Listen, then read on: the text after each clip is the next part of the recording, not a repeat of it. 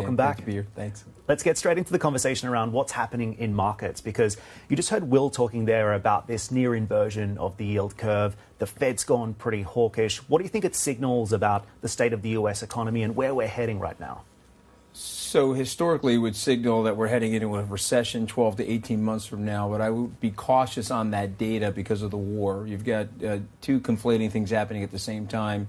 The ending of the pandemic, or at least the lockdown procedures in most of the world, and you've got the uncertainty about a ceasefire potentially in Ukraine and Russia. And I think that has to abate, Dan, before we can really look at and analyze the data and determine whether or not it's consistent with the historical guidance and the indication of a recession. I'm not quite convinced that there'll be a recession. The economy is booming around the world.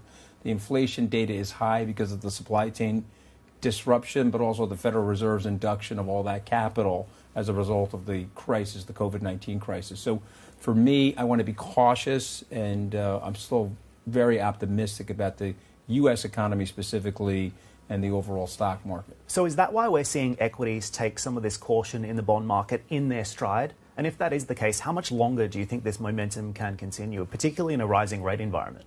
Well, again, I think some of it's from the war. So the first 2 months of the year, some of us, I got it wrong. I didn't expect the Russian invasion of Ukraine. I don't think anyone did. Yeah, I think that was something that seemed very irrational to me. And so you lost capital in the months of January and February. We're starting to get a rally here because they think that war is coming to an end. And then it'll be more consistent with where economic growth is and where earnings are coming out. So to me, I think all of this stuff is sort of short-term noise in the system. I don't see the signal yet for the for the recession, but we'll see.